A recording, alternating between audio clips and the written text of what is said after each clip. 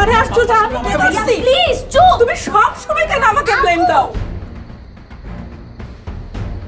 কিচ্ছু বলা যায় না,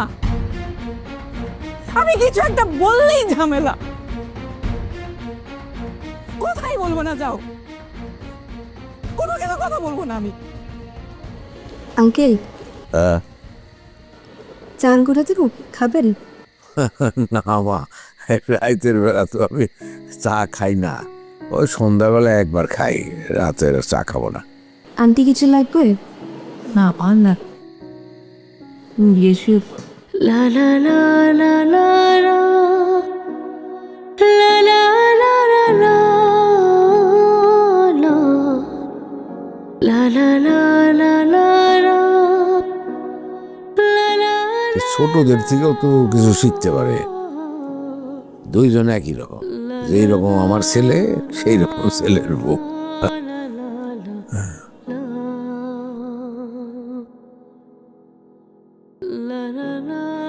কথা বলে পাইছে এক রাইতে সব কিছু দখল করে ফেলছে। হ্যাঁ দখল করেই ফেলছো।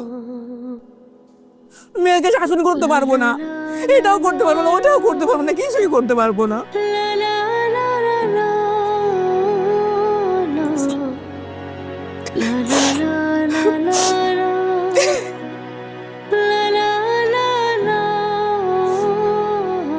তুমি কাঁদতেছো কেন? তোমার কে কিছু বলছে? আমার ইচ্ছা, আমি কাঁদতেছি। তোমার সমস্যা আছে, আমি কান্না করবো। তোমার সমস্যা আছে, সবাই মনে করো ওই তোমার মারছে। কাঁদতেও পারবো না।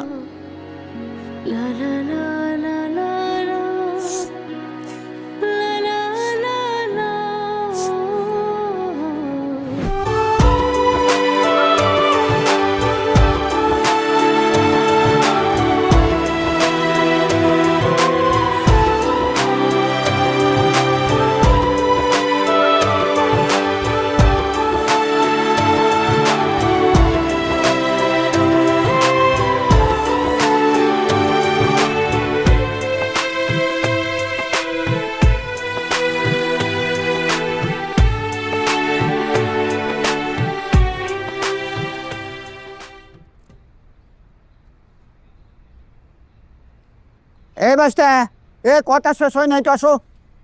এ বাস্তা আসো, কথা শেষ হয় নাই। কিসে কাকা? ও আমার 3 নম্বর বউরে কি লাগা ডিভোর্স দিছিলাম জানো? কি লাগা? আমার ওই 3 নম্বর বউরে কি লাগা ডিভোর্স দিছিলাম, এই গল্পটা একটু শেষ করি। আমার 3 নম্বর বউ আমার মায়ের লগে বেদবি করছিল, আমার 9 মাসের গর্ভধারণী মায়ের লগে বেদবি করছিল। এর লাগে আমি আর বড় টিপটা ধরছিলাম।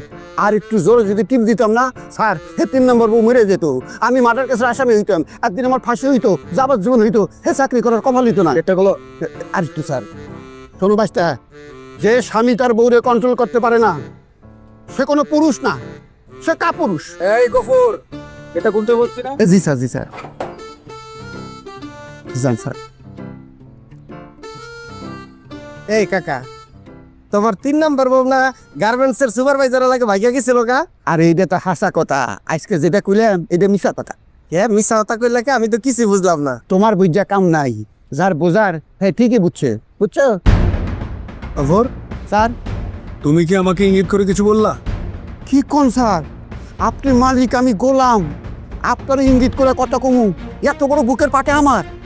স্যার আমি একটা মানুষ, আমার 3টা বউ ভেঙে গেছে, আমি তো কোনো মানুষের জাতি না, অজাতের মানুষ কি কইলো না কইলো এদিকে কানে নিয়ে স্যার।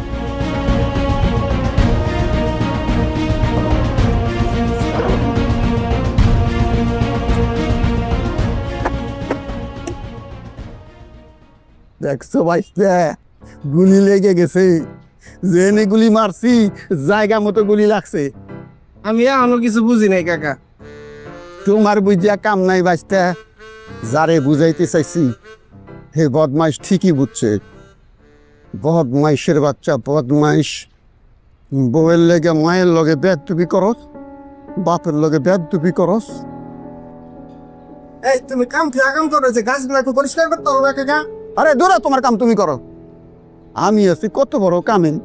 হ্যাঁ সে গাছ গাছালি নিয়ে, আর এবার আগে মানুষ ঠিক কর, পরে গাছ গাছালি ঠিক করবি।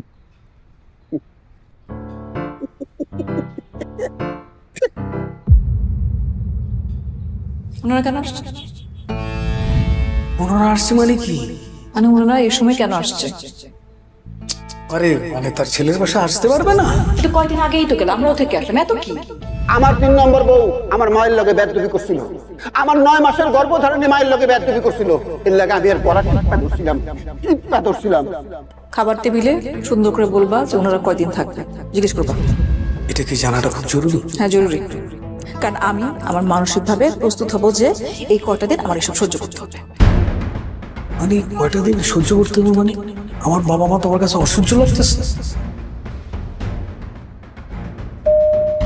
যে স্বামী তার বউরে কন্ট্রোল করতে পারে না সে কোনো পুরুষ না, সে কাপুরুষ। স্যার একবার তো স্যালারি কত? স্যার স্যালারি তো আপনি দেন স্যার, 13,000 টাকা। 13,000 টাকা দিয়ে কি করস?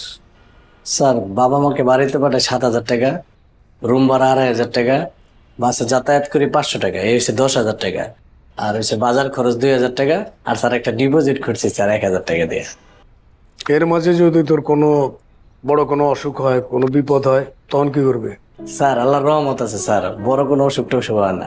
এই জ্বর টর আলে না পাকাইলে ঠিক হয়ে যায় স্যার। আর স্যার যদিও একটু টান টুন করে দেখা স্যার, অফিসে যাতায়াত একটু হাইটা টাইটে করলে কয়েকশো টাকা সেভেল এটি দিয়ে ওষুধপাতি কিনা শেষ হয়ে যায়।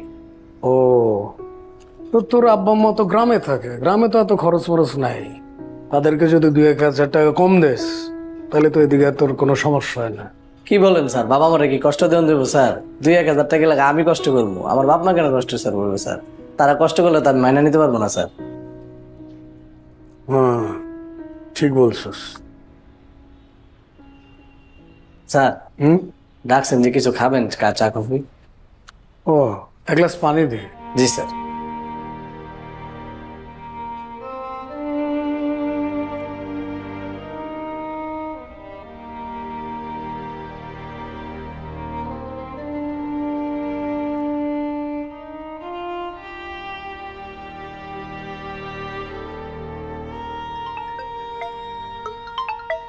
শহীদে ফোন করছে। রোহিত ফোন করছে? হ্যাঁ কি কয়? হ্যালো। আব্বা। হ্যাঁ আব্বা কেমন আছো? ভালোই আছি। তুই কই আব্বা? বাসায়? হ্যাঁ বাসাই তো। তোমার মাই তো ফোন আগে দিল। কেন? আম্মা কেমন আছে? হ্যাঁ তোমার মা ভালো আছে তো। ও আব্বা তুমি কি ফ্রি আছো? হ্যাঁ ফ্রি তো। কেন কি? আব্বা তুমি কি আমার অফিসে একটু আসতে পারবা? তোমার অফিসে যাব মানে কি কোনো সমস্যায় পড়ছো? না আব্বা কোনো সমস্যা হয় না, একটু আসতে পারবা? শহীদ খোলাখুলি ভাবে বলো তো, মানে কি হয়েছে? কোনো সমস্যা হলে আমার বলো। না না আব্বা কোনো সমস্যা হয়নি, তুমি আসো তো, আসলে বলবো। ফোনে বললে হবে না? না আব্বা ফোনে বলবো না, তুমি আসো সরাসরি বলি। সামনাসামনি বলবা? আচ্ছা ঠিক আছে, আসি তাহলে আসি। আচ্ছা ঠিক আছে আব্বা, ওকে। কি কয়, কোনো সমস্যা? কিছুই তো বুঝতেছি না। বললো যে অফিসে যাইতে, তো ফোনেও তো বলতে পারে। কি হইলো না হইলো কিছু তো বুঝতেছি না। আচ্ছা যান। হ্যাঁ যাই যাই।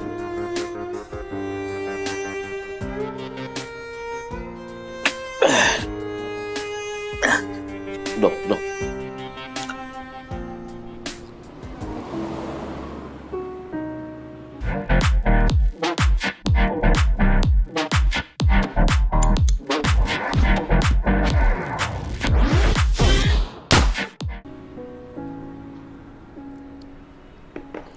খুব ভালো হয়েছে। কি নাম তোমার? স্যার নাম আকবর। আকবর। কতদিন ধরে এই অফিসে আছো? স্যার আমি তো বহুদিন ধরে স্যার। তাই? বেতন টেতন ঠিক মতো পাও? হ্যাঁ স্যার, স্যার তো খুব ভালো মানুষ, সময় মতো বেতন দিয়েতে। পরিবারে কে কে আছে? স্যার বাবা মা আর বাহ, আচ্ছা ঠিক আছে। আমি একটু ওই যে আসলে একটা ছোট্ট একটা মিটিং ছিল, ওটা শেষ করতে করতে কি হলো। আব্বা কি অবস্থা তোমার? আমি তো আছি ভালোই। একটা জিনিস বুঝতে পারলাম না যে তুমি হঠাৎ করে অফিসে মানে ঢাকায় নিয়ে আসলা। কোনো গুরুত্বপূর্ণ কিছু বলবা? আব্বা ওই যে এই যে অফিসের কাজে এত প্রেশারে থাকি, বাসায় যেতে যেতে টায়ার্ড হয়ে যাই, তখন আসলে তোমাদের সাথে বসা হয় না, কথা হয় না, গল্প করা হয় না। তাই ভাবলাম যে অফিসে আসো, একসাথে বসি, কথা বলি, গল্প করি, এই জন্যই ডাকলাম আর কি। আরে ভাষাই তো কথা বলা যায়, হে গুরুত্বপূর্ণ কথা না থাকলে তো কি আলাপ করবা অফিসে? আব্বা, তোমার ফিউচার প্ল্যানটা কি? ফিউচার প্ল্যান আবার কি? না মানে ওই যে মানে আম্মা তো, তোমরা এই যে বাড়িতে একা একা থাকো, আবার এখানে দেখা গেলো যে আমার নেক্সটে তো আমি আমার নতুন ফ্ল্যাটে উঠতেছি, তো ওইখানে তো আমি আসলে প্ল্যানটা করছি যে আমি চাই যে তুমি আমাদের সাথে থাকো। এফআইআরাও বড় হয়ে যাচ্ছে, ওরাও চায়, তোমাকে মিস করে, আমি মানে আমরাও মিস করি, মনে হয় যে একই সাথে থাকলে আনন্দ না। তো এই কথা তো তুমি বাসায় বলতে পারতে, এটার জন্য আবার অফিসে ডাইকা আনার কি দরকার ছিল? না, বাসায় অনেক লোকজন থাকে, এই ইয়ের মাঝে আসলে হয়ে ওঠে না আর কি, একটা স্পেস পাওয়া যায় না আর কি। আব্বা ধরো এইটা একটু রেখে দেবো, এটা এটা কি? আবার রাখো, এটা যখন তোমার যেটা মন চায় সেটা খাইও, যখন যা লাগে খরচ করো, কোনো সমস্যা না, আমি আবারও দেবো। নাও। মানে টাকার প্রয়োজন নাই তো। শোনো শোনো শোনো, আমার হাত খরচের জন্য যে টাকা পয়সা, এটা খায়রুল দিয়ে গেছে। কারণ তোমার মা অসুস্থ, তার চিকিৎসা খরচ বা ডাক্তারের খরচ ওর তো ছেলে হিসেবে তুমি নিশ্চয়ই দেখবা। তো আমার ব্যক্তিগতভাবে টাকার কোনো প্রয়োজন নাই।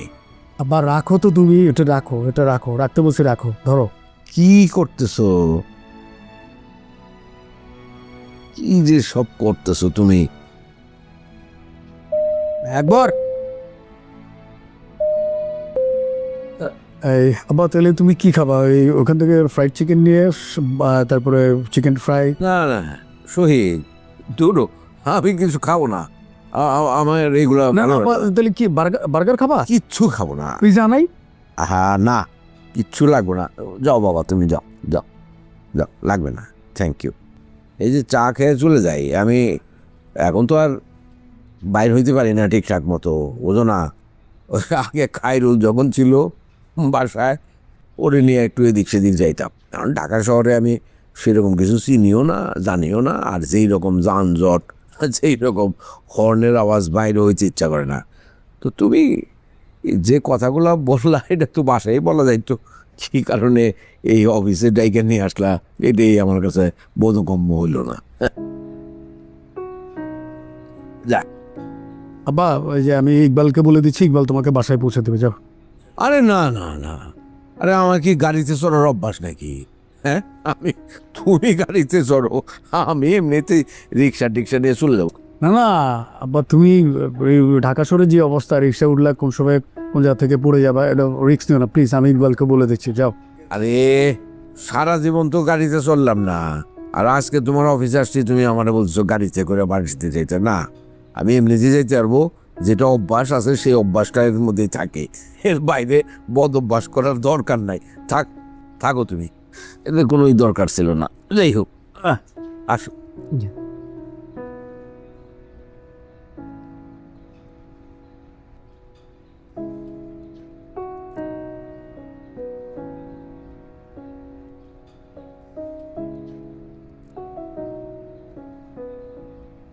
আম্মা, আমি একটু বেরোচ্ছি। কই যাও? পায়জাকে স্কুল থেকে আনতে যাচ্ছি। ও, আম্মা, আপনি কি একটু রান্না করতে পারবেন? পারবো না কেন? তাহলে আমি আস্তে আস্তে একটু ভাত রান্না করেন, আর মিষ্টি কুমড়া ভাজি করেন, আর হচ্ছে গিয়ে ফ্রিজে মাছ কাটা আছে, পরিষ্কার করে ধোয়াটাও আছে, বেশি কষ্ট করতে হবে না। পেঁয়াজও কাটা আছে, জাস্ট মাছ দিয়ে একটু দো পেঁয়াজা করেন, আর এই তো এই কয়টাই। পারবেন না? ঠিক আছে, আচ্ছা ঠিক আছে, দরজাটা লাগাই দিন একটু। যাও।